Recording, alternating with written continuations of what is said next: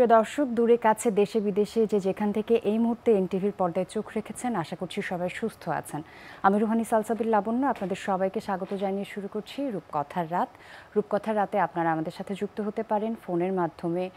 স্ক্রলে আমাদের phone number যাচ্ছে বরাবরের মতোই। 90 দশকে জমজমাট অডিও ইন্ডাস্ট্রিতে এক চমকের মতো ধরা দিয়েছিলেন হাসান আবেদুর রেজা জুয়েল, আমাদের সকলের প্রিয় সঙ্গীত শিল্পী। এবং প্রথম প্রকাশিত অ্যালবাম, যেটার সুর করেছিলেন শ্রদ্ধেয় আইয়ুব বাচ্চু, কুয়াশা প্রহর, সেখানেই করলেন বাজিমাত। তারপর অনেক অনেক উল্লেখযোগ্য কাজ। 2011 সালে লিভার ক্যান্সারে আক্রান্ত হন এবং দীর্ঘ এই বছরগুলো তিনি এই ক্যান্সারের সাথে যুদ্ধ করেছেন। গত 23 জুলাই তাকে লাইফ সাপোর্টে রাখা হয় এবং 25 জুলাই আমরা খানিকটা আশার বাণী পেলেও 30 জুলাই বেলা 11:35 তিনি সুরের মায়া কাটিয়ে পরপারে পাড়ি জমান। তবে আমরা বিশ্বাস করি শিল্পীর মৃত্যু নেই, তার কাজ দিয়েই তিনি সবসময় আমাদের মাঝে থেকে যাবেন, তার কণ্ঠ আমাদের মনের মাঝে গেঁথে থাকবে। তাকে শ্রদ্ধায় ভালোবাসায় স্মরণ করতে আজকে রূপকথার রাতে আমার সাথে স্টুডিওতে উপস্থিত আছেন বাংলাদেশের অন্যতম গুণী সুরকার, সঙ্গীত পরিচালক শ্রদ্ধেয় রিপন খান, এবং সেই সঙ্গে আছেন জাতীয় চলচ্চিত্র পুরস্কারপ্রাপ্ত গীতিকবি এবং সাংবাদিক জুলফিকার রাসেল। রূপকথার রাতে অনেক অনেক স্বাগত। প্রথমে ধন্যবাদ জানাই, আসলে আমাদের কারোর মনের অবস্থাই ভালো না, তার মধ্যেও আপনারা এসছেন, আমাদেরকে সময় দিচ্ছেন, সেই জন্য ধন্যবাদ। 2017 সাল থেকেই বলবো যে পরপর যদি লক্ষ্য করি, গানের ভুবনের বা চলচ্চিত্র অঙ্গনের যে কিংবদন্তিরা ছিলেন, পরপর পরপর যেন আমাদেরকে ছেড়ে চলে গেলেন। শ্রদ্ধেয় আলাউদ্দিন আলী বলি, শ্রদ্ধেয় আলম খান, শ্রদ্ধেয় সুবীর নন্দী, আমজাদ হোসেন, পরপর পরপর কি যেন ঘটে গেল, তাই না, আমাদের সঙ্গীত ভুবনে। আর তারপরে যদি আমি গত সপ্তাহের কথাই বলি, শ্রদ্ধেয় শাফিন আহমেদ চলে গেলেন, আর এই মঙ্গলবারে শ্রদ্ধেয় জুয়েল সাহেব চলে গেলেন। যেটা বলছিলাম যে শিল্পীর তো মৃত্যু হয় না, ওই কণ্ঠ দিয়ে সবসময় আমাদের প্রাত্যহিক জীবনে থেকেই যাবেন, এটা অস্বীকার করার কোনো জায়গা নেই। যেহেতু আপনাদের সাথে আমার জানা মতে ওনার অনেক অনেক স্মৃতি আছে, দর্শকদের সামনে সেই স্মৃতিগুলো তুলে ধরতে চাই। আমি যদি ভুল না করি, বাংলাদেশের সর্বোচ্চ সংখ্যক জিঙ্গেল আপনার করা, এই রেকর্ডটা কেউ এখনও ব্রেক করতে পারেনি, হাজার হাজার। আমি শুনেছি 90 দশকের, বিশেষ করে 95-এর ওই সময়টা থেকে আপনারা একসাথে অসংখ্য কাজ করেছেন, আপনার সুরে অসংখ্য অনেক জিঙ্গেল গেয়েছে জুয়েল ওই সময়। সেই সময়ের স্মৃতিগুলো শুনতে চাই। স্মৃতি আসলে তো জুয়েলকে নিয়ে সবার সাথে খুব অনেক স্মৃতি আছে, আমার সাথেও আছে। কারণ হলো ওর মতো মানুষই হয় না, ওর যে ব্যবহার, ওর যে চলাফেরা, কথাবার্তা, ওর কমিটমেন্ট, ওর যে মেধা তো, ও তো মাল্টি ট্যালেন্টেড ছিল। শুধু যে গান গাইতো তা না, ও তো অনেক কিছু করতো, ও ডিরেকশন দিত, উপস্থাপনা করতো, যেটা মানে একদম মানে দেখার মতো, মানে আমাদের দেশের সবাই ওকে মনে রাখবে। তো ওই সময় ওর যখন ক্যারিয়ার শুরু আর কি, মানে যেটা বললে যে বাচ্চা হয়ে যে অ্যালবামটা, তার আগে থেকে 95-6 থেকে ও আমার সাথে কাজ করে। তখন তো ও একদম মানে নতুন, আমার সাথেই কাজ করতো বেশি আর কি। এবং ওকে সকালে ডাকতাম, হয়তো রাতেরবেলা মানে ভয়েস নিতাম, মানে একটু নড়তো না, বসেই থাকতো। মানে কখনো বলতো না এবং ভাই দেরি হচ্ছে, চলে যাবো, এই কাজ আছে, কখন করবেন, এই ধরনের আচরণ করতোই না। ও এত সফট মাইন্ডের এবং সুন্দর মানে ব্যবহারের একটা ছিল, মানুষ ছিল। আমরা মানে শোকাহত ও আমাদের ছেড়ে চলে গেছে। এবং সবচেয়ে কষ্টের ব্যাপার হলো যে ও প্রায় 13টা বছর ক্যান্সারে ও যুদ্ধ করেছে। এবং কয়েকদিন আগেও আমার স্টুডিওতে আসছে জুয়েল। তো আমি বললাম যে তোকে দেখে তো মনে হয় না তুই ক্যান্সারের রোগী, তুই তো ফিট কী করে, তুই মানসিকভাবে এত স্ট্রং, ভালো তো, এটা তো। তো চুপ করেছিল আর কি, কিছু বলতো না আর কি। আসলে একটা কারণে ওর একটা গান করেছিলাম আমি, ওই গানটা হঠাৎ করে নেটে পাওয়া যায়। তো আমি বললাম যে গানটা আবার রিমেক করি।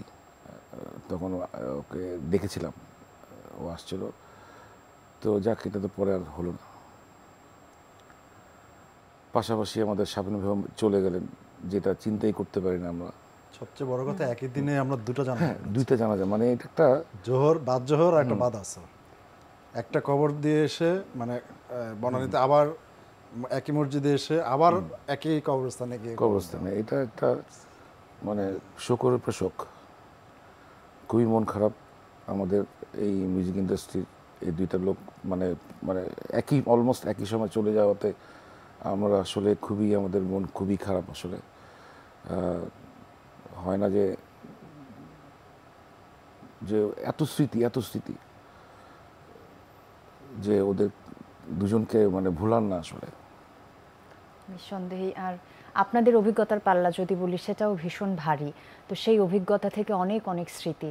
আপনার যদি আমরা ক্যারিয়ার দেখি যে 4 দশকের বেশি সময় ধরে আপনি প্রফেশনালি কাজ করছেন এবং আপনি 3 দশকের বেশি সময় ধরে কাজ করছেন, এবং যে অর্জনগুলোর কথা যদি আমি বলি একটু ছোট্ট করে, আপনার যে ব্যক্তিগত অ্যাচিভমেন্ট, জাতীয় চলচ্চিত্র পুরস্কার, গ্র্যামি এবং অস্কার বিজয়ী এ.আর. রহমান আপনার লেখা গানে সুর করেছেন, কণ্ঠ দিয়েছেন, এবং 2011 সালে আমি আইসিসি ওয়ার্ল্ড কাপের ওয়েলকাম সংয়ের কথা বলি, ও পৃথিবী এবার এসে বাংলাদেশ নাও চিনি, এরকম অনেক অনেক কাজ।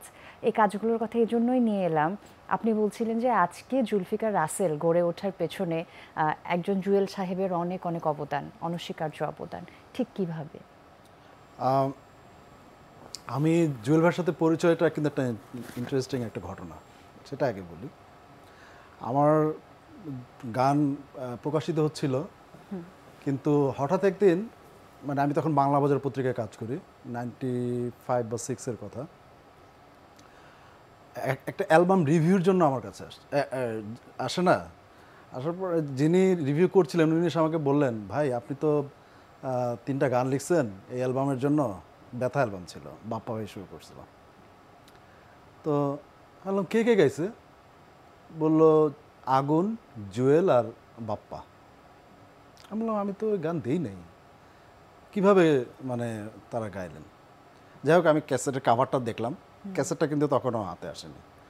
ওই দিন সন্ধ্যার সময় গিয়ে অ্যালবামটা কিনলাম, শুনলাম। পরের দিন আমি চিন্তা করলাম যে গানগুলো তো আমি দিয়েছিলাম আসলে বাসুদাকে, বাসুদেব ঘোষ। উনিও এই পৃথিবী ছেড়ে চলে গেছে। হ্যাঁ, চলে গেছে, আল্লাহ বেহেশতে নসিব করুক। তারপর আমি করলাম কি, বাসুদাকে ফোন দিলাম, বাসুদা গানগুলো কিভাবে রিলিজ হলো? আমি তো আপনাকে দিয়েছিলাম, তো বাপ্পা ভাইকে দেইনি। বললো বাপ্পাকে ফোন কর। বাপ্পা ভাইকে ফোন দিলাম, বাপ্পা ভাই স্বাভাবিকভাবে বললেন যে হ্যাঁ আমি কাজটা করেছি, বাসুদা আমাকে দিয়েছিল। তো আমি বললাম যে ঠিক আছে, তাহলে আমরা 3 জন কি একসাথে কোথাও করতে পারি, মানে গেট টুগেদার করতে পারি, খেতে পারি একসাথে? বললো হ্যাঁ ঠিক আছে, আমি জুয়েল ভাইয়ের নাম্বার দিচ্ছি, আগুনের নাম্বার দিচ্ছি, কথা বলেন। বাপ্পা ভাই তখন আমাকে আপনি করে বলতেন। তারপর আমি জুয়েল ভাইকে কল দিলাম, আগুন ভাইকেও কল দিলাম, গিয়ে সান্তুরে বসছিলাম আমরা। হ্যাঁ, সান্তুরে বসে খাবার, হ্যাঁ, এবং আমার স্যালারির পুরো পয়সাটা নিয়ে গেছিলাম, আমার মনে আছে এখনো। আচ্ছা আচ্ছা। তো এটাই একটা মজা আর কি। হ্যাঁ, মানে প্রথম পরিচয়টা কীভাবে, আমার জুয়েলের সাথে কিন্তু প্রথম দেখা। সান্তুরে আসলাম, জুয়েল ভাই বসলো, কথা বললাম। অথচ এই কয়েক মানে 4-5 বছর আগেও তার গান আমি নিজেই শুনে কাঁদতাম বা হেরে গলা নিজে গাইতাম, এরকম। মজার ব্যাপার হচ্ছে পুরো মানে পর্ব শেষ, ভোজন পর্ব শেষ, জুয়েল ভাই বললো আচ্ছা আপনি তো আমাদেরকে ট্রিট দিলেন, সব ঠিক আছে, কিন্তু এবার আমি একটা প্রস্তাব করতে চাই, আপনাকে কিন্তু রাখতে হবে। আমি বললাম কি?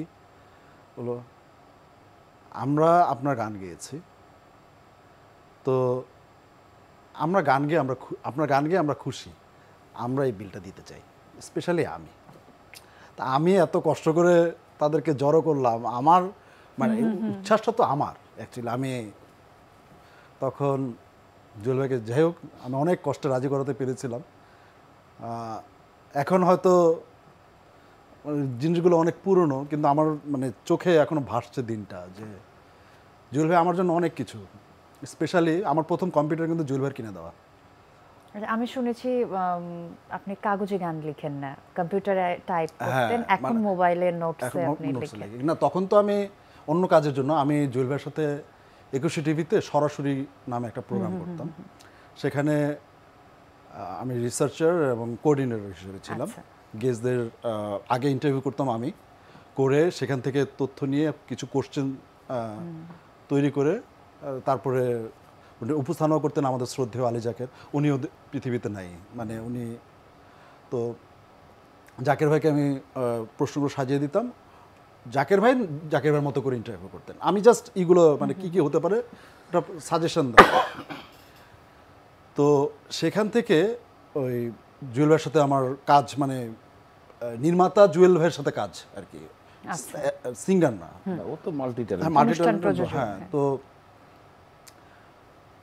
ওই সময় যে রিসার্চ পেপারগুলো তৈরি করতাম আমি অফিসের কাজের ফাঁকে ফাঁকে, মানে অফিস কাজ শেষ করে অফিসের কম্পিউটারে লিখতাম। তো হঠাৎ করে জুয়েল ভাই বললো যে তোর কাজ অনেক সময় দেরি হয়ে যায়, মানে তুই আরও তাড়াতাড়ি দিতে পারলে আমার জন্য ভালো হয়। আমি বললাম আমার তো আসলে এরকম বাইন্ডিংস আছে, আমি তো বাসায় বসে যদি কাজ করতে পারতাম তাহলে হয়তো আপনাকে দিতে পারতাম। বললো ঠিক আছে একটা কাজ। উনি আর কিচ্ছু বললেন না। একদিন মানে আমাকে ডাকলেন, ডেকে বললেন, একটা চেক দিয়ে বললেন যে শোন এই টাকাটা নে, এটা নিয়ে তুই একটা কম্পিউটার কিনবি, বাসায় বসে কাজ করবি, আর আমি জানি এতে তোর মানে তুই যে এইভাবে করছিস আমার এখন থেকে আমি টাইমলি পাবো, মানে আজকে করে কালকে দিতে পারবি আর কি, এরকম। আমি তো আনন্দে আটখানা, কারণ এতদিন আমার কষ্ট করে কাজ করতে হয়েছিল, কম্পিউটার পেলাম। জুয়েল ভাই কিন্তু সেটা টাকাটা আর কি ওই আমার যে সম্মানীটা ছিল সেই সম্মানী থেকে পরে অ্যাডজাস্ট করে নিয়েছিলেন, কিন্তু ওই যে একসাথে দিয়ে আমাকে যে কম্পিউটারটা না দিলে বিশাল ব্যাপার। এবং সেই সময় কিন্তু একসাথে অনেকগুলো টাকা, অনেক দাম কম্পিউটার। হ্যাঁ কম্পিউটারের অনেক দাম, মানে এটাই তার, উনি অনেক বড় মাপের মানুষ। ওনার সম্পর্কে বলতে গেলে না, এরকম মানুষ হওয়াটাও অনেক মানে গর্বের ব্যাপার, যে আমি ওরকম জুয়েল ভাইয়ের মতো মানুষ হতে পারছি। সম্ভব না তো, মানে ওই হৃদয়ের অধিকারী হইতে হবে, এরকম বিশাল মনের চিন্তা ভাবনায় কোনো রকম লোভ ছাড়া, এরকম আমি দেখি নাই সেকেন্ড ওয়ান। তো আমরা শিল্পী হাসান আবিদুর রেজা জুয়েলের কথা শুনছিলাম, একটু ব্যক্তি জুয়েল সাহেবের কথা শুনতে চাই। আমি যেটা বলছিলাম যে 95 থেকে পরপর অনেকগুলো কাজ একসাথে করেছেন, উনি জিঙ্গেলে কণ্ঠ দিয়েছেন। প্রথম জিঙ্গেলটির কথা কি মনে আছে?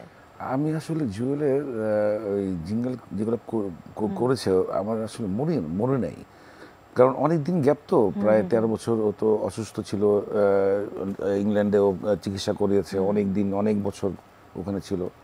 তা আমি চেষ্টা করেছিলাম করার জন্য, আমি মনে করতে পারিনি।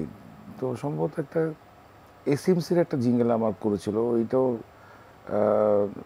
খুব সুন্দর একটা জিঙ্গেল, হিট জিঙ্গেল ছিল এটা, ওইটাও খুব একটা মনে করতে পারছি না আর কি। বাট ওর যে একটা গান করেছিলাম, গানটা যদি আমি শোনাতে পারতাম এটা ট্র্যাকটা, তাহলে আমার ভালো লাগতো, খুবই সুন্দর একটা ট্র্যাক। তো ওইটাকে আবার অ্যারেঞ্জ করার কথা ছিল, সেটা তো আর হলো না। কিছু জিনিস অপূর্ণ থেকে যায়। ওই যে প্রথম স্মৃতিচারণ করছিলাম বা প্রথম স্মৃতিটুকু শুনতে চাচ্ছিলাম, এই অসুস্থ যখন উনি হলেন পরবর্তী সময়, সে সময়টাতে কি যোগাযোগ ছিল? না, সেটা ছিল মানে কি, যেমন আমরা আমাদের সঙ্গীত পরিচালক অ্যাসোসিয়েশন যেটা আর কি, MCSB, হ্যাঁ, মিউজিক কম্পোজার্স সোসাইটি, তো সেখানে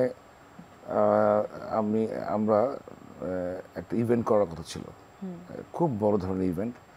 সেই ইভেন্টটা কিন্তু ওর করার কথা ছিল, এবং মানে আমি কিন্তু ওর অফিসেও গিয়েছি, মানে কয়দিন আগেও, বেশি দিন হবে না, 1-1.5 বছর হবে। অফিসে গিয়ে কিন্তু মিটিং করেছি, প্ল্যানিং করেছি, এটা হওয়ার কথা ছিল। সেটাও হয়তো মানে মানে ওকে পেলাম না আর কি, হয়তো আমরা করবো হয়তো, বা ও থাকবে না আর কি। ওই ইভেন্টটা ওর করার কথা ছিল, ওই প্ল্যানিংটা ওই করেছে, প্রায় 5-6 মাস সময় নিয়ে, 3-4 মাস সময় নিয়ে ওই প্ল্যানিংটা ওই করেছিল, ডিজাইনটা ও করেছিল। আপনার কাছ থেকে আমি আরও স্মৃতি শুনবো, তবে এই দিকটা থেকে একটু ঘুরে আসি। একটু খুব জনপ্রিয় গান, চোখের ভেতর স্বপ্ন থাকে, স্বপ্ন বাঁচায় জীবনটাকে, তুমি আমার স্বপ্ন হাজার, বুকেরই নিঃশ্বাস। এই গানটি শুনেননি এমন কোনো বাঙালি বোধহয় খুঁজে পাওয়া যাবে না। শ্রদ্ধেয় জুয়েল সাহেব এবং কনক চাপা ম্যাম গেয়েছেন একসাথে। এই গানটির একটু স্মৃতিচারণ আমি আপনার কাছে শুনতে চাই, যে এই গানটির পেছনের গল্পটা কীরকম? গানটির পেছনের গল্প তো খুব বেশি আমারই কোনো গল্প না, আগেই বলে রাখি এই গানটা হিট করিয়েছে কিন্তু এনটিভি। আচ্ছা, কিভাবে সেটা হচ্ছে, এই গানটা বের হয়েছিল 2002 সালে অপেক্ষায় থেকো অ্যালবামে।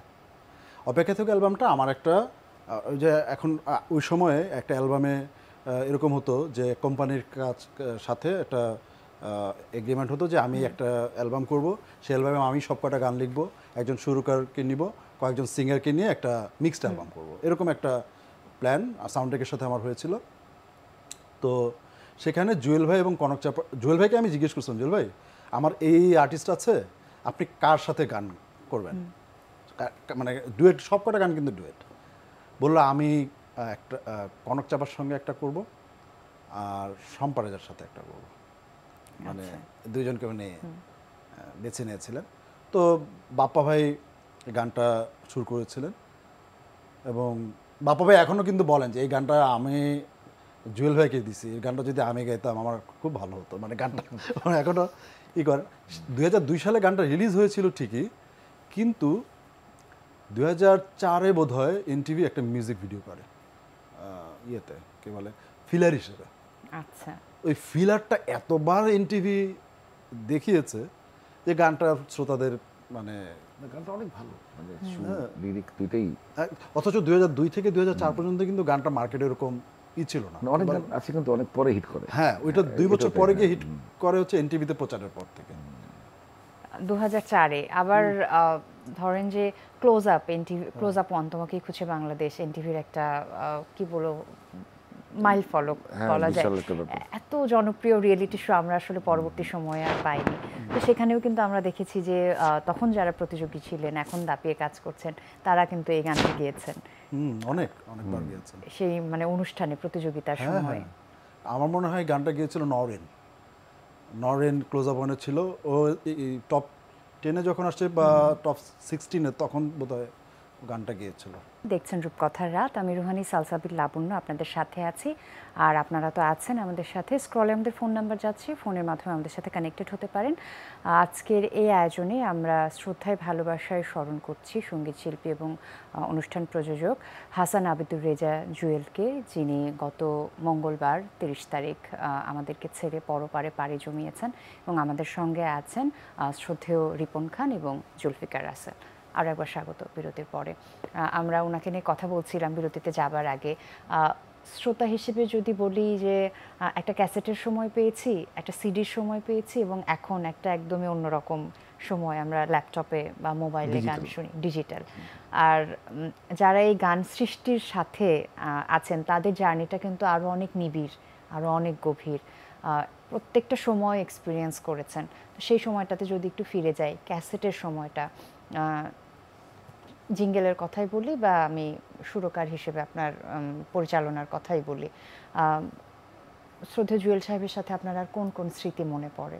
বা ওই সময়টাতে থাকে না যে ওই সময়টাতে আমরা শুনেছি যে গীতিকবি, সুরস্রষ্টা এবং শিল্পী একসঙ্গে বসে অনেক সময় নিয়ে এক একটা কাজ আপনারা করতেন, যেটা এখন হয় না, খুব তাড়াহুড়ো করি আমরা সবকিছু নিয়ে। এগুলো তো আসলে অল্প সময় বলা যাবে না, এটা অনেক মানে অনেক কিছু সিস্টেমে আমরা যে চলতাম, এটা বলতে অনেক সময় লাগবে, একবারে হবে না।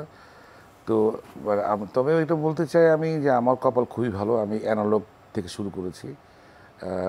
মানে টেকনিক্যাল টার্মস করে বললে দর্শক বুঝবে কিনা জানি না, অসুবিধা হতে পারে। হ্যাঁ, যেমন ধরো কোয়ার্টার ইঞ্চ টেপে যে ফিতা, যেটা টেপ যেটা ঘুরে, তখন থেকে শুরু করেছি।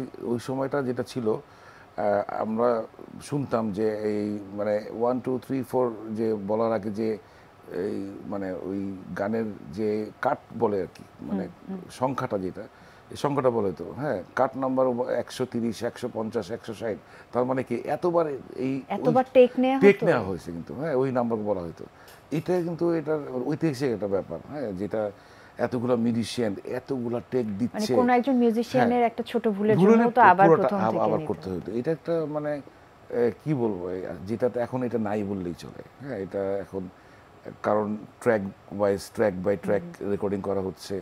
আমি একটা মিউজিক করলাম, একটা পিয়ানো বাজালাম, আরেকজন হয়তো বাঁশি বাজিয়ে কালকে আসবে, সে বাঁশি বাজাবে কালকে এসে, পরের দিন হয়তো সেতার বাজাবে, হ্যাঁ, তবলা বাজাবে তার পরের দিন। সেই আবেগের জায়গাটা থেকে তাহলে পৌঁছানো যায়, একসঙ্গে যে কাজ করে যে আবেগটা, খেয়াল করে দেখো এই আবেগটা কিন্তু আমাদের গানের মধ্যে আসলে কিন্তু নাই। আগে যে গানের আবেগ ছিল টিম ওয়ার্ক, একসঙ্গে যেমন আমি তো রাসেল বলতে চাই, তুমি খেয়াল করছো না আগের গানগুলোতে গানের সাথে যে মিউজিক পিসগুলো ওগুলো কিন্তু হিট, তাই না? মন শুধু মন ছুঁয়ে চিন্তা করেন। হ্যাঁ, তাহলে তুমি কর্ড বাজানো সেটাও কিন্তু হিট, যেটা এখন আর হয় না। মানে এটা হলো একটা টিম ওয়ার্কের ব্যাপার। এখন টিম ওয়ার্কটা হয় না, মানে এখন ওয়ান ম্যান শো হয়ে গেছে আর কি। একজন কাজ করে, তারপরে বলে দেওয়া হয়, তারপরে এইভাবে অনেক সময় কিন্তু বলে দেয়ও না। আমি যে খেয়াল করি যে বাজাও, এটা বাজায় যাও, আসলে তখন ওই যে টোটাল কম্পোজিশন সুরের সাথে লিরিকের সাথে যে একটা মানে আবেগ তৈরি করা একটা, সেটা কিন্তু আসলে এখন আমরা মিস করি আর কি, এটা হয় না। তারপরে রেকর্ডিংটাও আমি আমার জিঙ্গলেই খেয়াল করেছি, যখন আমি আমার 95-এর জিঙ্গলগুলো শুনলে একটা ফ্রিকুয়েন্সিটা মানে ভাইব তৈরি হয়, বেস গিটার হাই ফ্রিকোয়েন্সিগুলো, সেটা কিন্তু আর ওই যে অ্যানালগ প্লে করতাম আমরা সেই অ্যাকোস্টিক ইনস্ট্রুমেন্ট দিয়ে যে করতাম, ওইটা কিন্তু এখন আর সেই মানে টোনটা, এটা আমি রাসেল হয়তো বুঝতে পারবে, সেটা কিন্তু এখন আর পাই না। যার ফলে অনেক সময় মানে এটা কিন্তু একটা ফ্যাক্টর, রেকর্ডিং মাস্টারিং একটা ফ্যাক্টর, যেটা যেন কিন্তু গান হিট করার জন্য অন্যতম একটা মানে কারণ, যেটা এখন খুবই কম হয়। আমি তো বুঝতে পারলাম না, কিন্তু এটা একটা ফ্যাক্টর। মানে মাস্টারিংটা আগে যে অ্যানালগে যেটা হতো, এখন সেটা হয় না। তারপরে কিন্তু এই কোয়াটানিস থেকে শুরু হলো, আমি জড়িত ইনভলভ, প্রথম 8 ট্র্যাক রেকর্ডিং মেশিন আনা হলো আর কি, হ্যাঁ, একটা স্টুডিওতে।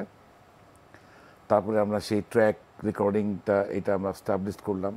তারপরে 16 ট্র্যাক আসলো, তারপরে 32 ট্র্যাক আসলো, এত বড় টেপ, মানে এখান থেকে কোয়ার্টার ইঞ্চি থেকে শুরু করে এত বড় টেপে, মানে 16টা ভাগ ট্র্যাক রেকর্ডিং করা শুরু করলাম। তারপর তো এখন ডিজিটাল হয়ে গেলো গিয়ে, তার মাঝখানে ড্যাট আসলো, হ্যাঁ, ড্যাট আসলো, দ্যাট ওয়াজ অলসো ডিজিটাল, কিন্তু টেপের মধ্যে মানে ডট রেকর্ড হতো আর কি। তো ওইটাও মানে মার্কেট করতে পারে নাই। তবে ইন্ডিয়ানরা অনেক দিন এটা কাজ করেছে ড্যাটে, যেটা আমরা রিফিউজ করে দিয়েছি তার আগে।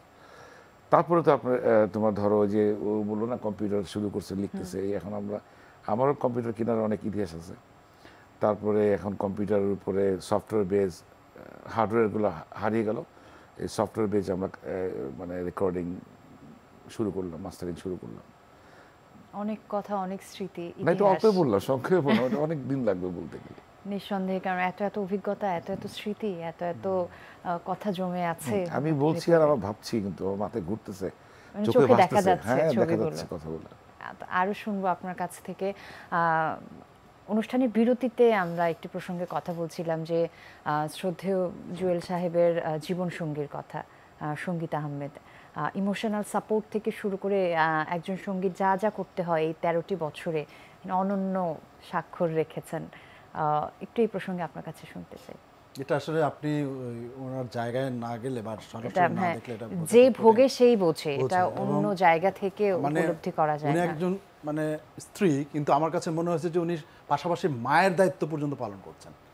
মানে কিন্তু লাস্ট একটা ইন্টারভিউতে দেখলাম ভিডিওতে, ছোট ক্লিপে, যে ও বলতো যে আমরা স্বামী স্ত্রী হিসাবে আর আমরা থাকতাম না, আমরা বন্ধু হিসেবে থাকতাম, এটা বলেছি না, বন্ধু তো বটেই, নো ডাউট, কিন্তু আমি বলছি যে মানে কেয়ারিংটা আর কি, মানে যে কেয়ারিংটা এটা মায়ের মতো, মানে যেটা সর্বোচ্চ আর কি, সর্বোচ্চ।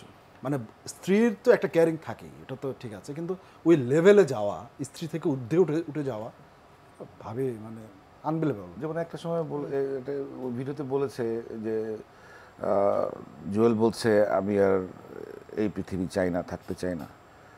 তখন জুয়েলের ওয়াইফও সঙ্গীতও নাকি বলেছে যে আমিও থাকতে চাই না। মানে হয় না শেয়ারিংয়ের বিষয়টা, যে মানে মারাত্মক, হাজবেন্ডকে এত লাভ করা, এত ও যেটা বললো মায়ের মতো মানে দায়িত্ব পালন করা, বিশাল ব্যাপার। এটা কিন্তু আমরা সংক্ষেপে বললে বোঝা যাবে না, এটা একেবারে। যদি আমাকে জ্বলবে একদিন, মানে এটা জানি না বলা ঠিক হবে কিনা, একদিন কথা প্রসঙ্গে বলতেছিল যে শোন, আমি তো অনেক আগেই মরে যেতাম যদি ও না থাকতো, মানে অনেক আগেই হয়তো মরে যেতাম ভাবি না থাকলে। ওনাদের দুজনের হাত ধরে খুব ইমোশনাল একটা মেমোরি আপনি জানেন, শেয়ার করবেন? থাক। মানে আমি নিজেই কেঁদে ফেলবো হয়তো। বলতে যাই পারো। হোক, না আমার কারণ এখন লাগে কি যে রূপকথার রাত, রূপকথা তো কত কিছুতেই হয় না, রূপকথার মতো যদি চলে ফিরে আসতো কেউ কেউ, সেটাই, জুয়েল ভাই যদি আমার ফিরে আসতো, ভালো বলেছো। আহা, অনুষ্ঠানের সুন্দর নামের মতো বলেছো। আর কি, যদি নিচে নেমে গিয়ে দেখতাম জুয়েল ভাই হাসছে। জুয়েল আছে, হ্যাঁ। আমার লাস্ট কথা হয় জুয়েল ভাইয়ের সাথে, আমি তখন ইয়েতে কি বলে নিউ ইয়র্কে একটা স্ক্রিপ্টের ব্যাপারে কথা বলছিলেন, বলে যে শোন তুই একটু এটার ব্যবস্থা তুই একটু বলে দিবি, করে দিবি। আমি তখন যেহেতু আমি ওখানে বসে তো অনেক কিছু করা কঠিন, আমি একজনকে অ্যাসাইন করে দিই যে তুমি এটা জুয়েল ভাইয়ের সাথে করে করো। এটাই আমার লাস্ট কথা। তারপরে তো নাকি শুনলাম যে অসুস্থ, ঢাকা আসলাম, গিয়ে এরপরে আর আমার মানে ওই মৃত্যুর চেহারা ছাড়া তো দেখা মানে আমার পক্ষে সম্ভব হয়নি। আমি দেখতে চাই নাই, কিন্তু আমার তারপরও ইচ্ছে করতেছিল জুয়েল ভাইকে একটু দেখি। আমি কিন্তু কখনো মানে কারণ কোনো মৃত মানুষের মুখ দেখি না, মানে কারণ চেহারাটা ভাসতে থাকে তো, কিন্তু তারপরও আমার মানে আমি দেখতে না চেয়েও আমার দেখতে ইচ্ছে করছে, মানে জীবিত সেই প্রাণোচ্ছল ছবিটাই যেন আপনার মনে থেকে কিন্তু যায়, তারপরও আমি সেটুকুই চান। মানছিল না, অনেক সময় হয় এরকম যে মানে না। ও হুট করে আরো একটি ঘটনা, শ্রদ্ধেয় শাফিন আহমেদের এই চলে যাওয়া, যেটা না একেবারে কোনোভাবেই মেনে নেওয়া যায় না। মানে ওনার মৃত্যুটা মজার ব্যাপার হচ্ছে আমি এনটিভিতে লাস্ট এসেছিলাম শাফিন ভাইয়ের, আপনাদের এখানে না এনটিভিতে বোধহয় একটা প্রোগ্রাম হতো, এখনো হয় কিনা জানি আপনিও না, এসেছেন। আমি আসছি, হ্যাঁ। ওই প্রোগ্রামটাতে আমি আসছিলাম লাস্ট শাফিন ভাই, এবং সেটাই আমার সেই স্মৃতিটুকু শুনবো, একজন দর্শক আছে, ফোনটা নিয়ে আসি। হ্যালো, আসসালামু আলাইকুম। হ্যালো, আসসালামু আলাইকুম। হ্যাপি বলতেছিলাম। জি, ওয়ালাইকুম সালাম, কে বলছেন? হ্যাপি বলতেছিলাম আপু। আচ্ছা, সুস্থ আছেন? ইনশাআল্লাহ। ভালো আছেন আপনারা? জি, আমরা আছি। দুটো নক্ষত্র জীবন তো চলে থেমে গেল থাকে না, আমাদের। সামনের দিকে এগিয়ে যেতে হয়, সেই নিয়মে আছি আর কি। ইনশাআল্লাহ, সেটাই। এখন আমি একটু রিপন ভাইয়ের সঙ্গে কথা বলতে জি চাচ্ছি। প্লিজ কথা বলুন, উনি শুনতে পাচ্ছেন। হ্যালো, আসসালামু আলাইকুম ভাইয়া। ওয়ালাইকুম আসসালাম। কেমন আছেন আপনারা? ভালো আছেন? ভালো আছি বলে তো যাচ্ছে না, আমাদের সঙ্গীতের দুটো নক্ষত্র আমাদের চলে গেল। জি জি, দুটা নক্ষত্র চলে গেল, তার সব মিলে আর কি আসলে ভালো নাই মানসিকভাবে। তারপর আমাদের চলতে হবে এটাই। জি জি, সেটাই, মানে এর জন্যই আশা। হ্যাঁ, বলেন বলেন বলেন। হ্যাঁ বলেন। হ্যালো, আপনি ভালো আছেন না? ইনশাল্লাহ ইনশাল্লাহ আমরা ভালো আছি ভাই। এখন বিষয় হচ্ছে আপনাদের তো এখন রাসেল ভাই একজন, এদের তো গানের এখন আশি গোড়া, তো এখনকার লাস্ট আমি মনে করি জেনারেশন, এরকম কি আপনারা সিঙ্গার বের করতে পারেন না ভাই? না মানে সিঙ্গার বের কর, মানে সিঙ্গারের কথা বলছেন, মানে সিঙ্গার। ধন্যবাদ। আমি যদিও ঠিক প্রশ্নটা ঠিকঠাকভাবে বুঝতে পারিনি, কিন্তু আমার মনে হলো উনি নতুন গানের কথা বলছিলেন। নতুন সিঙ্গারের কথা বলেছেন। সেটা তো ট্যালেন্ট প্রোগ্রামই আছে, আমাদের তো ট্যালেন্ট, আমরা তো আর কোনো ই না যে মানে আমরা তো আসলে দায়িত্ব আছে আমাদের, ঠিক আছে, আমরা বের করি না তা না, বেরও করছি। আর এছাড়া ট্যালেন্ট হান্টিং প্রোগ্রাম তো বাংলাদেশে হচ্ছে, হয়তোবা উনি স্থায়িত্বের জায়গাটার কথা বলতে না চাচ্ছিলেন। হচ্ছে, কিন্তু এখন না উনি নতুন কণ্ঠ বা যদি সেটা ওইটি কিছু হয়, বলছে, ওইটি বলছে। আমরা যারা মিউজিক ডিরেক্টর তারা কিন্তু চেষ্টা করেন যে তার গানটা যেন একটু আলাদা লাগে। মানে অনেক সময় হয় কি যে একই কণ্ঠ শুনতে শুনতে শুনতে শুনতে না, তখন মনে হয় কি যেই সুরটাই করলাম একই সুর লাগছে কণ্ঠের কারণে। তো মিউজিক ডিরেক্টররা চেষ্টা করেন যে এই কণ্ঠ নতুন কোনো কণ্ঠ দিয়ে তার গানের ইটাকে চেঞ্জ করে। অটোমেটিকলি আমরা এটা চাই, হ্যাঁ অটোমেটিকলি চাই, এটা এমনি হয়ে আসে। যে এই প্রসঙ্গে, এই যে নতুন কণ্ঠ, এই প্রসঙ্গে আমার একটি স্মৃতিচারণ করতে ইচ্ছে করছে, যে আমরা তখন দর্শক হিসেবে দেখেছি যে ক্লোজ আপ ওয়ানের জনপ্রিয়তা, তো সেখানে যখন টপ 10-এ আসলে মৌলিক গানের একটি রাউন্ড হতো, আপনি গান লিখেছেন এবং প্রতিযোগীরা গিয়েছে, আমি শুনেছি রাজীব ভাইয়া গিয়েছে, তারপরে সিজন 2-তে মহিন ভাইয়া গিয়েছে, হ্যাঁ। তো তারা তো এখন একদম দাপিয়ে কাজ করছে, সেই স্মৃতিগুলো নিশ্চয়ই আপনার মনে পড়ে। হ্যাঁ, পরে মুহিনের মৌলিক প্রথম মৌলিক গানটা বোধহয় ওটাই, মানে ওর ওই যে কি জানো, তুমি ছাড়া এই দেহটা পাখি ছাড়া খাঁচা, এভাবে যায় না বাঁচা। বাচ্চা এটা ছিল মহিনের প্রথম মৌলিক গান, সেটাও এই ক্লোজ আপ অনের মাধ্যমে। আর রাজীবেরও ছিল, রাজীবের মৌলিক গান ওটা বোধহয় প্রথম না, কিন্তু রাজীবের মৌলিক গানটা আমার লেখা ছিল প্রথম, যেটা নাম ভুলে গেছি কোন গানটা ছিল, গানের কথাটা ভুলে গেছি। প্রায় 1000 গান আপনি লিখেছেন, অনেক অনেক গান, তো সেই জায়গা থেকে সবকিছু মনে করতেও বোধহয় একটু সমস্যা হয়ে যায়। মানে আরো বেশি লিখেছে মনে হয়। না না তো অনেক অনেক গান লিখেছো। অত গান লিখিনি, কিন্তু গানের সংখ্যা কম না। আমি মনে করি যদি 500 গানও হয়, তার মধ্যে আমি 10টা ভালো গান লিখলাম কিনা এটা হচ্ছে বড় কথা। আমার কাছে ভালো গান লেখাটা মানে মুখ্য। গানের সংখ্যা কখনই আমি গানের সংখ্যা দিয়ে বিচার করা, Correct. আমি পক্ষপাতী নই আর কি। কারেক্ট। আচ্ছা, গানের পেছনের গল্পগুলো শুনবো, আপনার কাছ থেকে একটু ঘুরে আসি। 83 সাল থেকে আপনি প্রফেশনালি কাজ করছেন, অনেকগুলো বছর হয়ে গেছে, অনেকটা সময় পেরিয়ে গেছে। প্রথম প্রফেশনাল কাজটার কথা কি মনে আছে? হ্যাঁ, ডেফিনেটলি ঐতিহাসিক একটা কাজ। আসলে সময় নিয়ে বলতে হয়তো ওই সময়টা মানে কয়েকজন জিঙ্গেল শুরু করার ছিলেন, নাম করা, যেমন আনোয়ারউদ্দিন খান, হ্যাঁ উনি মারা গেছেন অনেক আগে, অনেক অনেক বিখ্যাত সঙ্গীত পরিচালক। আরও 3-4 জন মিলে একটা ক্লায়েন্টকে সুর করে দেখাচ্ছিল যে এরকম সুর হবে, হয় না রাফ। তো ক্লায়েন্ট কোনোভাবেই পছন্দ করতেছে না, এবং ক্লায়েন্ট এই সবাইকে খুব মানে ঢাকায় কুট্টি ক্লায়েন্ট, সবাইকে একটু মানে তাচ্ছিল্য করে কথা বলছে, এটা সুর ভালো লাগে না, এটা ভালো লাগে না, একটু বিরক্তি। তো এইটা এই যে উনি যে মানে এইভাবে কথা বলছে, এটা আমার ভালো লাগছিল না। আমি করলাম কি, স্ক্রিপ্টটা মুখস্থ করে গিয়ে একটা সংগঠন ছিল আমাদের সময়, ওখানে শ্যুটটা করে এসে দৌড়ায় আবার আসলাম।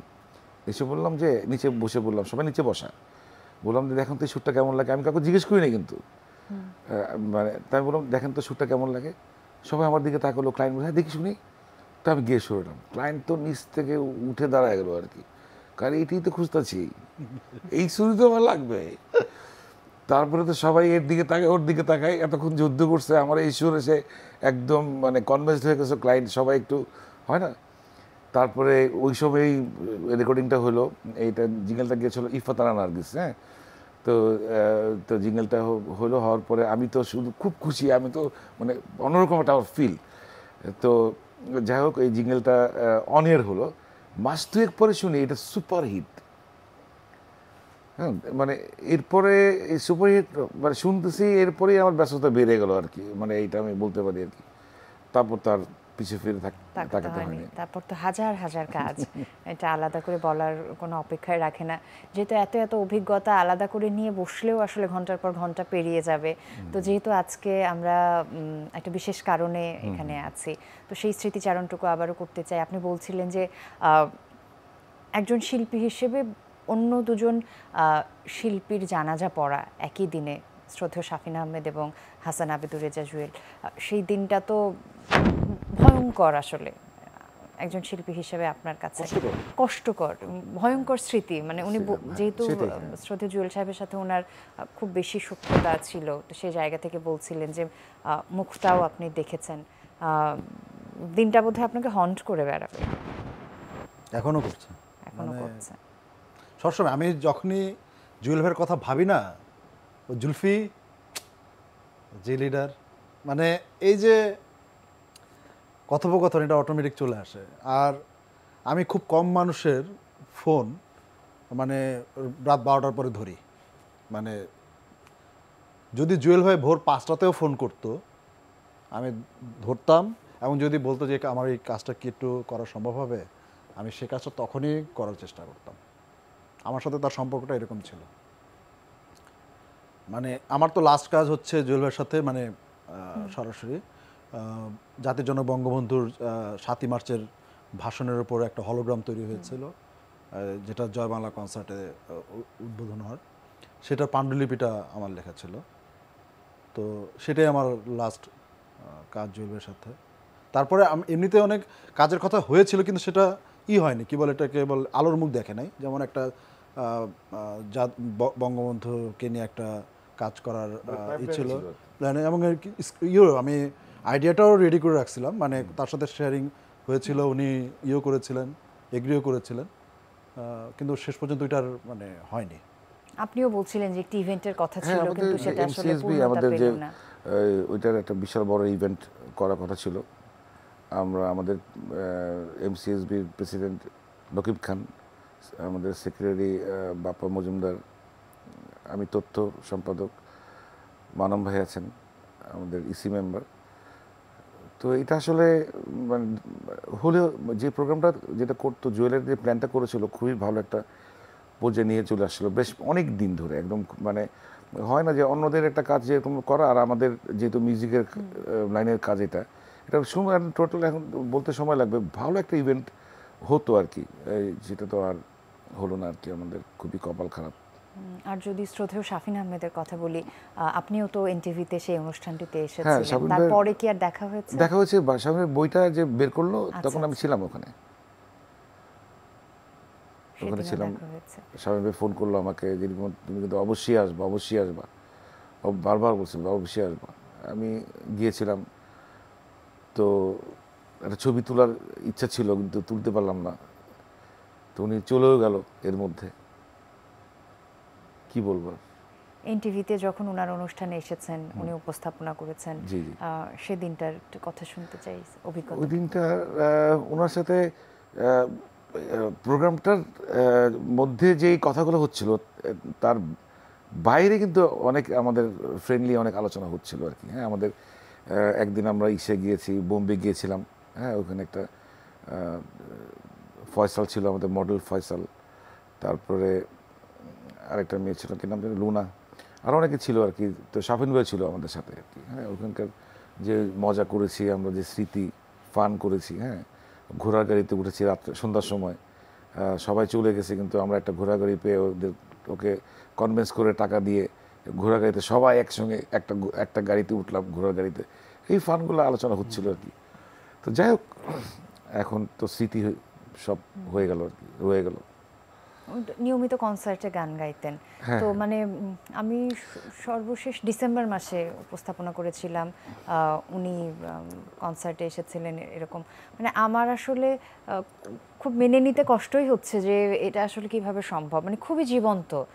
মানে এখনো আমি বিশ্বাস করতেই পারছি না কোনোভাবে, আমার কাছে এখনো জীবন্তই মনে হচ্ছে। একটা বিষয় কি, শাবিন ভাই কিন্তু যে স্টাইলিশ, উনি যে একটা মানে ওনার যে হ্যাট পরা, ওনার ড্রেস পরা, ওনাকে মানে আমাদের থেকে ইয়াং লাগা দেখতে, কথাবার্তা বলা, উনি কিন্তু মানে জটিল বিষয়ে থাকতেন না। আমি যেটা দেখেছি, আমি তো অনেক বছর ধরে ওনাকে চিনি, সেই ছোটোবেলার থেকেই চিনি।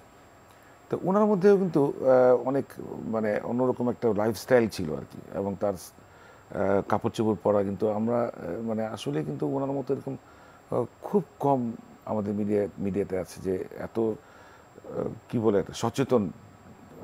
কিন্তু তো উনি কীভাবে ওনার হার্টে অ্যাটাক হলো, এত ওনার এই বয়সে এসে ওনার যে ফিগার সব মিলিয়ে কিন্তু এরকম হার্ট অ্যাটাক করার কথা না যেটা আমি মনে করি। কিন্তু যাক, এটা এখন আল্লাহর হুকুম হলে তো কিছু করার নেই। তবে এই যে আজ জন্মদিন তোমার, চাঁদ তারা সূর্য নও তুমি, ধিকি ধিকি আগুন জ্বলে, বাংলা গান যতদিন থাকবে আমরা তো কোনোভাবে এই গানগুলোকে ভুলতে পারবো না। ওই যে আমাদের প্রাত্যহিক জীবনে থাকবেই, প্রাত্যহিক জীবনে মিশেই থাকবেন। আপনার কাছে একটু অভিজ্ঞতাটা শুনতে চাই, যখন ওনার উপস্থাপনায় আপনি এই অনুষ্ঠানটিতে এসেছিলেন। আমার না আসলে আমার এই করোনার পর থেকে, আমি একটু ইন্টারাপ্ট করি, সরি, একজন দর্শক আছেন, একটু ফোনটা নিয়ে তারপরে আসি। হ্যালো, আসসালামু আলাইকুম। জি জি, কার সঙ্গে কথা বলছি? আমরা কি আচ্ছা জি, আপনারা আশা করছি আমাকে শুনতে পাচ্ছেন? জি, আপনাকে শুনতে পাচ্ছি। জি, ওয়ালাইকুম সালাম। আপনার নামটা শোনা হয়নি এখনো। আমার নাম মেজবা আহমেদ। রিপন ভাই আসসালামু আলাইকুম, রাসেল ভাই আসসালামু আলাইকুম। আপনাকেও সালাম জানাচ্ছি। এমন একটা পরিস্থিতি, আমি রিপন ভাই, রাসেল ভাই দুজনের কাছে একটা কথা জানতে চাই। আমরা যে দিন দিন মুরব্বীহীন হয়ে যাচ্ছি, আমাদের দেশে আলাউদ্দিন আলী সাহেব নাই, সুবিরদা নাই, অনেকে নাই, রিয়াজ মোহাম্মদ চৌধুরী সাহেব থেকেও চুপ করে আছেন। এত বড় অভিমানী শিল্পীরা যত বড় হয় তত অভিমানী হয়। হয়তোবা রিপন ভাই মানবেন কিনা আমি জানি না, কিন্তু আমাদের ভবিষ্যৎটা রাসেল ভাই বা রিপন ভাই, আমি মেজবা বলছিলাম, যদি ভুল না হয় আমি আপনাদেরকে একটু বলছিলাম যে আসলে আমাদের ভবিষ্যতের কান্ডারিটা কে হবে? আমরা এরকম মুরব্বীহীনতায় আলাউদ্দিন আলী সাহেব নাই, লাখি এখন নাই, আমাদের আহমেদ ইমতিয়াজ বুলবুল নাই, আমাদের কান্ডারিরা চলে গেল। আমরা রাসেল ভাইকে অবশ্যই অনেক ভালোবাসি, রিপন ভাই আমাদের পরম শ্রদ্ধেয়, প্রত্যয়ের সাথে আমি কাজ করি এবং আমি সবার সাথে কাজ করি। এবং কিন্তু কথা হচ্ছে যে আমাদের ব্যাপারটা কি হবে। আমাদের আসলে এই দেশে এমনি গুরু শিষ্য পরম্পরার অভাব, তার উপরে এই গুরুগুলো চলে যাওয়ার পরে শুধু আমি আশা করি আমার প্রশ্নটা বুঝতে পেরেছেন, আমি সময় নষ্ট করবো না। আপনারা আমার প্রশ্নের উত্তরটা যদি দেন এবং আপনারা যদি বলেন যে কিভাবে এটার উত্তরণ পাওয়া যায়, তাহলে আমি খুব ধন্য হব, কারণ আমি গুরু শিষ্য পরম্পরায় বিশ্বাসী একজন মানুষ। Thank you very much. আপনাদেরকে বিরক্ত করার জন্য আমি খুবই মানে সরি বলছি, really sorry from the bottom of my heart. Mezba তোমাকে আমি পুরো God bless you. চিনতে পারলাম না, তুমি কি রাইটার? আমার মনে হয় গজল সিঙ্গার। আচ্ছা যাই হোক, আমার একটু গজল সিঙ্গার উনি। হ্যাঁ হ্যাঁ হ্যাঁ। তো উনি বলছিলেন যে ভবিষ্যতের গানটারি অসম্ভব ভালো গান করে। তো আসলে সৃষ্টিকর্তা যখন আমাদেরকে তৈরি করেন না, তখন তো আমরা জানি অবধারিত যে আমাদের চলে যেতে হবে, এবং আমাদের মুরব্বীরাও এরকম, ওনাদের যেমন চলে যেতে হয়েছে, আমরা জানি যে ওনারাও আমাদেরকে দেখিয়ে দিয়ে একটা জিনিস স্মরণ করিয়ে দিয়েছেন যে আমরা চলে যাচ্ছি, তোমাদেরও আসতে হবে আমাদের কাছে। মানে আসলে আমরাও তো যাব একটা সময়। ফলে মুরব্বিহীন আসলে হয়ে যাচ্ছি, কারণ সিনিয়ররা মারা যাচ্ছেন এর জন্য, তাই না? এখন যখন অল্প বয়সে কেউ মারা যান না, তখন বেশি খারাপ লাগে। ধরা যাক কেউ যদি 80 বছর বেঁচে মারা যান, তার চেয়ে যখন মারা যান অল্প বয়সে, মানে আমি কিন্তু কোনো মৃত্যুই তো আসলে আমরা করি না, কিন্তু তখন বেশি খারাপ লাগে যে আমরা আরও অনেক কিছু পেতাম, মানে তার কাছ থেকে অনেক কিছু জানার ছিল অনেক। যেমন ধরেন জুয়েল ভাই যদি আরও 20 বছর অন্তত থাকতেন, তাহলে 20 বছরে আমার সাথে তার অনেক কাজ হতো, আমি আরও অনেক কিছু শিখতাম। আমি কিন্তু জুয়েল ভাইয়ের কাছ থেকে অনেক কিছু শিখেছি। স্পেশালি মানে আমি কিন্তু অনেক রেগে যেতাম, খুব দ্রুত রেগে যাই। তো জুয়েল ভাই কিন্তু আমাকে মানে ঠান্ডা করার ব্যাপারে অনেক হেল্প করেছেন আর কি, যে কিভাবে একটু ঠান্ডা কিভাবে হবি, তখন কি ভাববি, এইটা করে তারপরে তুই ঠান্ডা হবি, এগুলো কিন্তু জুয়েল ভাই বলতেন। এখন এই গাইডেন্স আর আমি পাবো না, কিন্তু আরও যদি উনি থাকতেন তাহলে আমি এই গাইডেন্স 13 বছর যদি তিনি সুন্দরভাবে কাজ করতে পারতেন, সেই সুযোগটাও যদি থাকতো, তো চরম অসুস্থতায় ভুগেছেন। মাল্টি ট্যালেন্ট একটা ছেলে। না, মেজবা যেটা বলতেছিল যে আমার গার্ডেনলেস হয়ে যাচ্ছি, ঠিক আছে, এটা তো মানে ন্যাচারাল, এটা তো কিছু করার নাই। একজন গার্ডেন চলে গেলে একটা অভাব ফিল আমরা সবাই করি, কিন্তু এরপরে কিন্তু আমরা পার হয়ে যাবো, আমরা যাবো, পার হয়ে যাবো, কিছু করার নাই, আমাদের দুনিয়া এইভাবেই চলে, জীবন থেমে থাকে না। যেমন আমরা যখন চলে যাব, ধরা যাক আমি স্বাভাবিক নিয়মে ধরলাম যে আমি হয়তো আরও 10-15 বছর বা 20 বছর আছে, তারপরে আমার জায়গা থেকে একজন গীতিকবি চলে গেল, আরেকজন কিন্তু আছে, আমার পাইপলাইনে কিন্তু আরেকজন আছেন, যিনিও একটা সময় ওই অভিভাবকের দায়িত্ব পালন করবেন। মানে কেউ না কেউ পালন করবেন, কিন্তু সমস্যাটা হচ্ছে কি, অতি গুণী যারা, মানে যারা চলে যান অতি গুণী, লাইক গাজী মাজহারুল আলম চলে গেলেন, আর একটা গাজী মাজহারুল আলম তো আসবে না। হ্যাঁ, তারপরে ধরেন কি বলে সুবিরদা, আর একটা সুবিরদা তো আসবে না। হ্যাঁ, মানে যারা চলে যান তাদের সিগনেচার যেটা, সেটা তো আর আমরা পাচ্ছি না। যেমন একটা নাম বলতে হয় এন্ড্রুদা, হ্যাঁ, মানে একদম ওয়ান পিস, আর একজন আসবে না। মানে আমরা যাদেরকে বেশি স্মরণ করি তারা কিন্তু ওয়ান পিসই থাকেন। সেটাই তো, মানে মুরব্বী আমরা কাদেরকে বলি, মানে যারা ওয়ান পিস, যাদেরকে আমরা ফলো করি, সেই সব মুরব্বীদের কথাই উনি আসলে আমার মনে হয় উনি মিন করেছেন। আচ্ছা, যেহেতু ওনাদের নাম চলে এলো, আমি যদি আপনার ব্যক্তিগত জায়গা থেকে জানতে চাই যে কিংবদন্তি, আমি শুনেছি যে জীবন্ত কিংবদন্তি রুনা লায়লা থেকে শুরু করে আমি ফাহমিদা নবী বলি, সামিনা চৌধুরী বলি, বা বাপ্পা মজুমদার বলি, এরকম অনেক গুণী শিল্পী আপনার লেখা গান কণ্ঠে ধারণ করেছেন। আপনার জায়গা থেকে জানতে চাই, গীতিকবির জায়গা থেকে জানতে চাই, যে থাকে না যে কিছু গান শুনলে মনে হয় যে লেখাটা বোধহয় পূর্ণতা পেয়েছে, সেটা জুলফিকার রাসেলের নিজের লেখা কোন গানগুলোতে মনে হয়েছে? আসলে কোনো শিল্পী কখনো মানে একেবারে ফুললি স্যাটিসফাইড হয় না, তারপরও কিছু কিছু গান আছে না যেটাতে আমার মনে হয় যে আমার নিজের কাছে ভালো লাগে যে এই গানটা আমার লেখা। লাইক ও পৃথিবী এবার এসে বাংলাদেশ নাও চেনে, তারপরে হচ্ছে আমার একটা গান খুব ভালো নিজের মনে হয়, এক মুহূর্তে চলে যাওয়া এক মুহূর্তে ফেরা। আচ্ছা, হ্যাঁ, তারপরে এই যে একটু যদি তাকাও তুমি মেঘগুলো হয় সোনা, চোখের ভেতর স্বপ্ন থাকে, যাকে ছেঁড়া বুকের পাঁজর। কিছু কিছু গান আছে যেগুলো আমার কাছে মনে হয় যে না, এগুলো বেঁচে থাকবে, অনেক দিন বেঁচে থাকবে, এবং আমি হয়তো সেই রকম ভাবে লিখতে পেরেছি বলেই বেঁচে থাকবে।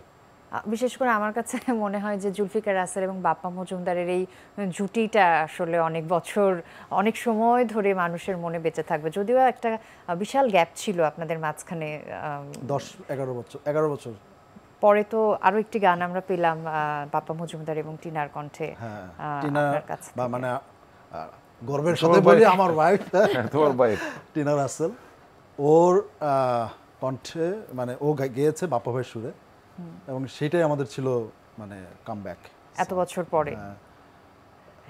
আপনার কাছে একটু একই অভিজ্ঞতা শুনতে চাই যে সৃষ্টির পেছনে থাকেন, সামনে নিয়ে আসে তো শিল্পীরা। এই যে এত এত কাজ, হাজার হাজার কাজ, রিপন খানের নিজের সৃষ্টি কোনটা তার মনে দাগ কেটে আছে যে নিজের ভালো লাগে? না, ও যেটা বলতেছিল আমিও একমত। শিল্পীদের পূর্ণতা কিন্তু কখনো পায় না, এটা ঠিক। এরপরও অনেক জিঙ্গেল আছে যে মানে অবশ্য আমার এটা নিজে বলা কেমন জানি লাগে। আমার নিজের গাওয়া জিঙ্গেল আছে কিছু, আমার নিজেরই গাওয়া জিঙ্গেল আছে, আমার খুবই মানে অবাক লাগে এটা আমি গাইছি কিনা, হ্যাঁ এরকম মনে হয় আর কি। যেমন অবশ্য কন্যা জানো কি তুমি, জানো কি তুমি আমার স্বপ্ন দেখার রাজকন্যা, হ্যাঁ, তারপরে কি মিষ্টি মিষ্টি অপলক দৃষ্টি, হ্যাঁ অপরূপ সুন্দর লাগছে, হ্যাঁ, তো এগুলা তো খুব টাচ করে। তারপরে যে ওলে লেলে বাব্বা, সোনা জাদু মনিরে, এগুলো মানে মনে হয় যে কাজ কিছু হয়েছে আর কি, ভালো লাগার মতো। আর পেছনে যেটা বলছিলাম যে সৃষ্টির পেছনে থাকেন, মানে সামনে আসেন না। কণ্ঠ দিয়ে তো সংখ্যার তুলনা করলে যে সুরকার বা সঙ্গীত পরিচালক হিসেবে সেটা কয়েক গুণ, সেই পারফরমেন্সটা তো কয়েক গুণ। তো থাকে না যে কাজ করতে গিয়ে বা ওই সৃষ্টির সময়কার কিছু ঘটনা মনের মধ্যে দাগ কেটে থাকে, যেগুলো আমরা আসলে শোনার সুযোগ পাই না। তো এরকম গান সৃষ্টির পেছনের কোনো গল্প আমাদের সাথে একদিন খুব মনে রাখার একদিন না, মানে অনেক দিন, মানে প্রত্যেক দিন কাজ করছি, 1-1.5 ঘন্টা ঘুমানো টাইম পাচ্ছি না, এরকম একটা সময় সুমনা হক তো আমার জিঙ্গল গিয়েছে, সবাই চেনেন আপনারা, ওকে গাড়িতে করে বাসায় নামা দিয়ে আসছি, দিয়ে আমি গাড়িটা ওর বাসা থেকে বের করে মেন রোডে আসছি, আমাদের বিখ্যাত আমাদের শ্রদ্ধেয় আফজাল হোসেন ফোন দিছে, রিপন আরেকটা জিঙ্গল করতে হবে, তুমি কোথায় আছো, সুমনা কোথায় আছে? তা বললাম সুমনাকে তো নামা দিয়ে আসলাম, ওকে উঠে নিয়ে আসো আবার। তারপরে কিন্তু আবার ফোন করছি, ফোন করছেন তুই কি মানে ফ্রেশ হয়ে গেছিস, মানে ড্রেস খুলে চেঞ্জ করে ফেলছিস?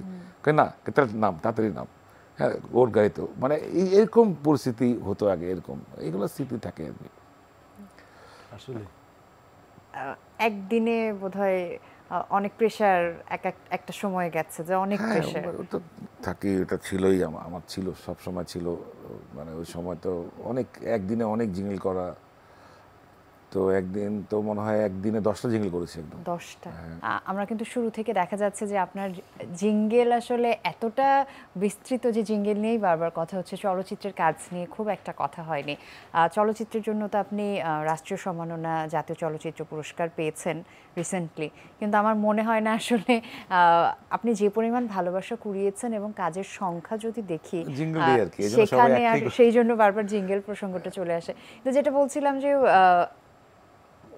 মানুষের যে ভালোবাসাটা পেয়েছেন সেখানে বোধহয় এই সম্মাননা খুবই ছোট না। আসলে জাতীয় চলচ্চিত্র পুরস্কার পাওয়াটার মানে আমার কখনো এটার প্রতি মানে হয় না, মানে কি লোভ লালসা ছিল না, কখনোই ছিল না। মানে অ্যাকচুয়ালি মানে আমাদের কারো থাকে না আসলে, মানে ও আমার সামনে আছে, ও তো অনেক বড় গীতিকার, হ্যাঁ, ওরও নাই, এটা আমাদের কারো থাকে না আসলে, আমরা আমাদের মতো কাজ করে যাই। না, এটা ঠিক না যে থাকে না, আমাদের যে কোনো প্রাপ্তি কিন্তু মানে আনন্দের এবং আমি বলতে চাচ্ছি যে প্রাপ্তির জন্য তো আর কাজ করি না, মানে বলছেন যে একটা কাজের সময় তো আর ওটা চিন্তায় থাকে না যে আমি কি পাবো না পাবো, সেটা বলছি। আমি যে চলচ্চিত্রের পুরস্কারটা পেয়েছি, সাইফুল ইসলাম মান্নু এটার কি বলে এটাকে, ডিরেক্টর এবং ওর লেখা খুবই, মান্নু এসে বললো যে রিপন ভাই একটা কাজ করেন, এই কাজটা করেন ভাই, করেন। আমাকে 3-4 বার বলছে করেন। আসলে আমি জিঙ্গেল করে না অন্য কিছু করার টাইম পাই না, আমি নট ইভেন দ্যাট গান করার টাইম পাই না। যেটা বলছিলাম, জিঙ্গেল শুনলেই কিন্তু রিপন খান নামটা তো যার মানুষের ফলে হয় কি মাথায় ওই চলে আসে। ফিল্মের কাজটা রিকোয়েস্ট করেছে, ও খুব ভালো ছেলে মান্নু, খুব ট্যালেন্ট। মজার ব্যাপার হচ্ছে মান্নু ভাইয়ের আরেকটা ফিল্মে আমি সেরা গীতিকবির পুরস্কার পেয়েছিলাম, আচ্ছা, চলচ্চিত্র পুরস্কার। বাহ। তো যাই হোক, ও রিকোয়েস্ট করাতে আমি ওকে কিন্তু বলি নাই করব, কিন্তু ভাবলাম যে ও এত রিকোয়েস্ট করতেছে, হয়তো দায়িত্ববোধ থেকে করতে হবে আর কি। মানে এটা তো চলচ্চিত্র পুরস্কার পাবো বলে আমি করি নাই, তাই না? ওইটাই বলতে চাচ্ছিলাম আর কি, যে আমরা তো কাজ আমাদের মতো করেই করি, হয়তো পুরস্কৃত করে এটা আমাদের বিশাল বড় বড় ব্যাপার, তখন বড় ব্যাপার হয়ে দাঁড়ায় আর কি, এই আর কি। আপনি তো এখনো চলচ্চিত্রের কাজ করছেন। হ্যাঁ, মানে আমি তো গত বছরই পেলাম, গত বছর এই 5-7 মাস আগে আর কি। তারপরে আরও কাজ চলছে, সিনেমার আরও কাজ চলছে, একটা কমপ্লিট হয়ে গেছে, আরও 2-3টা কাজ চলছে। আচ্ছা সাইফুল ইসলাম মান্নুরি একটা কাজ কমপ্লিট, আচ্ছা, ওখানে 4টা গান করেছি, ওইটা রিলিজ হয়ে যাবে, ওইটার অনাবৃত ছবিটার নাম। আচ্ছা। ওটা মান্নুরি ডিরেকশন, মান্নুরি লিখা। আপনি মিউজিক ডিরেক্টর হিসেবে কাজ music, করেছেন। হ্যাঁ। আচ্ছা, আরও আসবো আপনার কাছে, আমি এই দিকটা থেকে একটু ঘুরে আসি, যেহেতু নিজেদের ব্যক্তিগত কাজের কথা শুনছিলাম, যে কিছু কাজের অভিজ্ঞতা একটু আপনার কাছে শুনতে চাই। আমি উল্লেখ করে দিচ্ছি, এক ও পৃথিবী, এবার এসে বাংলাদেশ নাও চিনে, আমি এটার পেছনের গল্পটা শুনতে চাই। সেই সাথে শুনতে চাই যে এ.আর রহমান যে আপনার লেখা গানে কণ্ঠ দিলেন এবং সুর করলেন, এই অভিজ্ঞতাটা, দুটো অভিজ্ঞতা শুনতে চাই। দুইটাই অনেক বড় বড়, মানে বড় মানে অনেক ভেতরে অনেক গল্প আছে। প্রথমত ও পৃথিবী এবার এসে যে ওয়েলকাম সং হবে এটা কিন্তু আমরা জানতাম না। আচ্ছা, আমাদেরকে সাচ্চু ভাই, মানে শহীদুল আলম সাচ্চু চ্যানেলে সাচ্চু ভাই আমাকে ফোন করে বললেন, জুলফি তুই কি একটা ক্রিকেটের উপরে গান লিখতে পারবি? গানটা ওই স্টেডিয়ামে ওই একটা ঝর্ণার মতো কি পানির ইসের মতো কি যাবে, সেখানে প্রজেক্ট করা হবে। তা আমি বললাম যে কেন নয়, অবশ্যই লিখবো।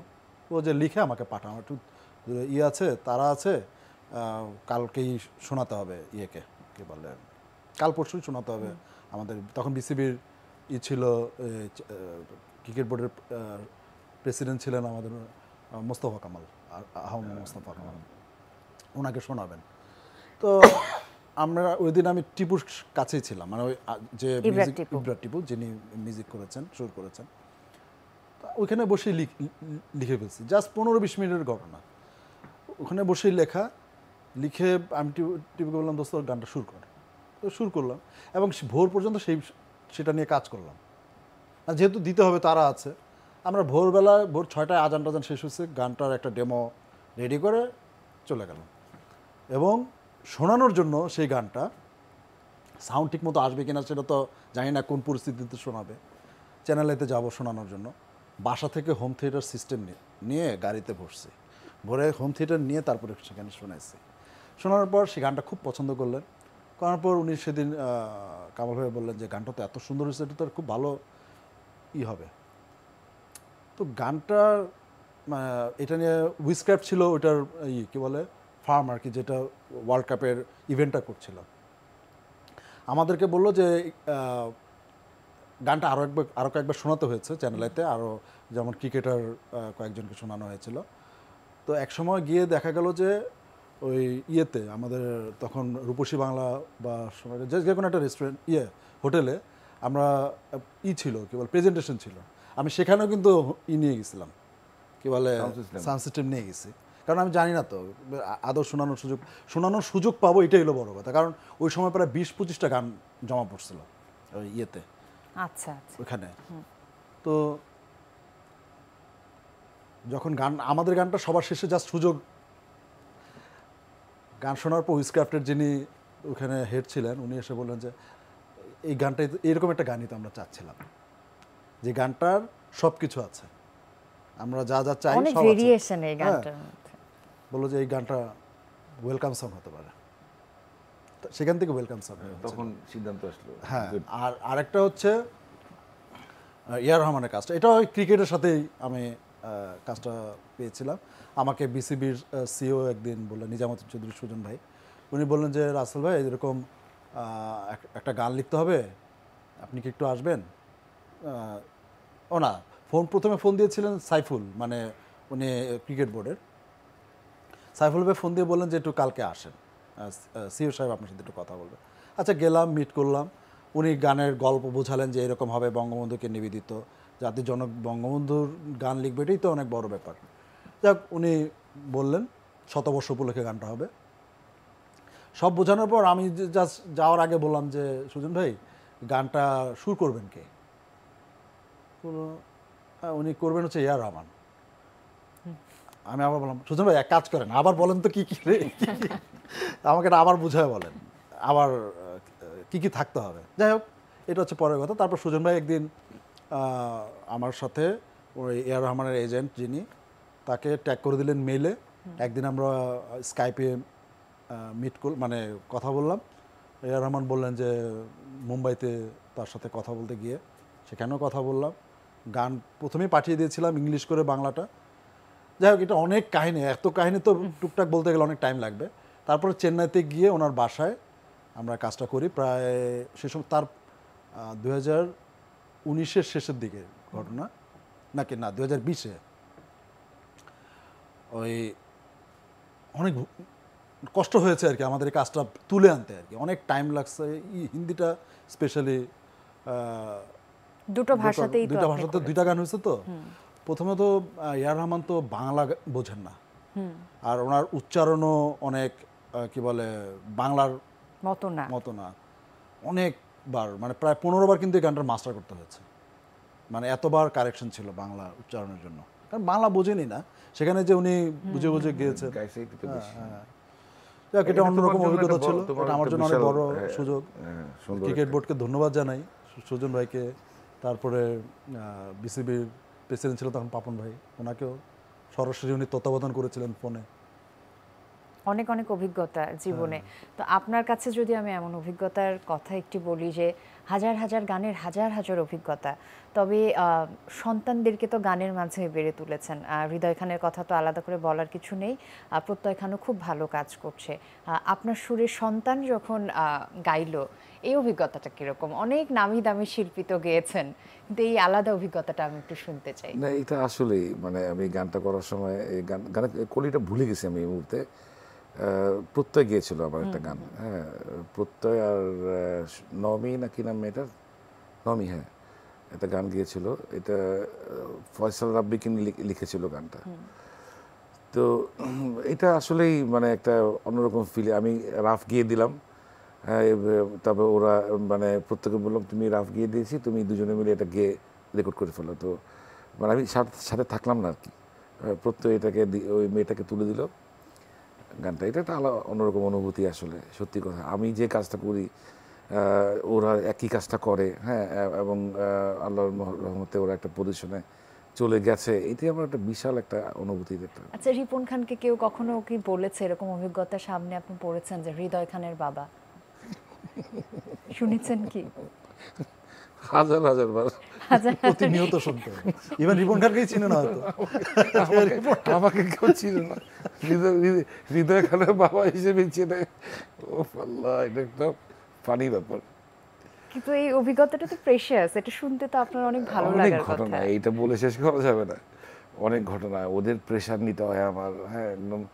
এই মেয়েরা ফোন করে আমাকে, ওকে ওদেরকে ধরার জন্য আমার কাছে আসে, অনেক প্রেশার। মানে এই প্রেশার আসলে বলে শেষ করা ভালো যে বাবা বলে, যদি ম্যানেজার বলতো তাহলে তো মানে আমাদের দেশে মানে আসলে গুণী মানুষদেরকে অনেক সময় আমরা চিনতেও, আড়ালে যারা থাকে স্পেশালি পারফর্মার, এই সুবিধাটা সবসময় পান, যেহেতু সামনে থাকে, স্ক্রিনে থাকে, আমরা দেখতে পাই।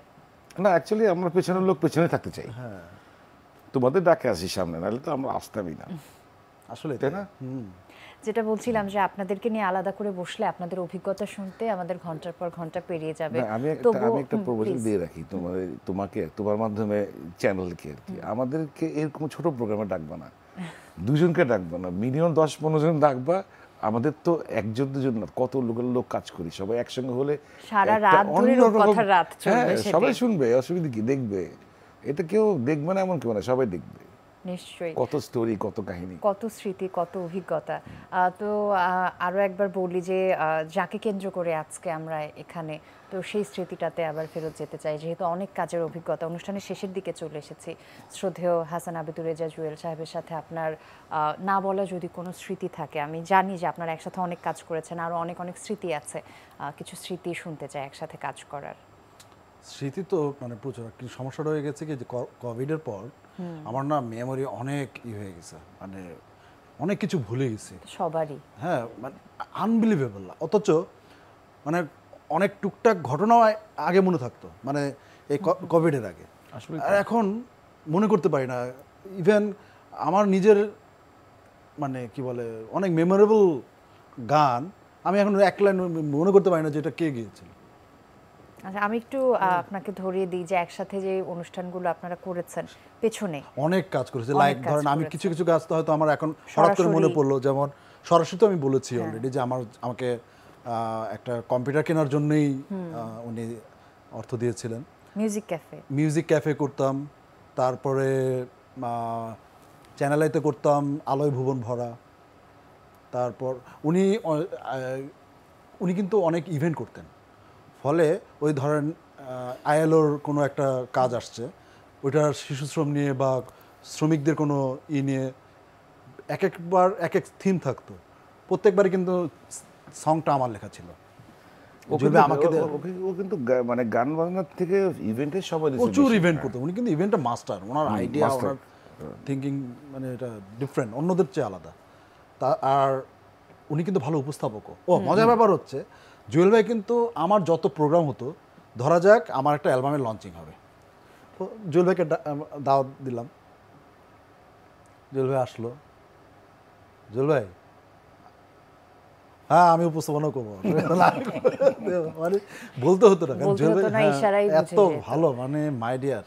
কথায় কথায় একদম আয়োজনের শেষের দিকে চলে এসেছে এবং আমরা বিশ্বাস করি তিনি যেখানেই আছেন এখন নিশ্চয়ই ভালো আছেন।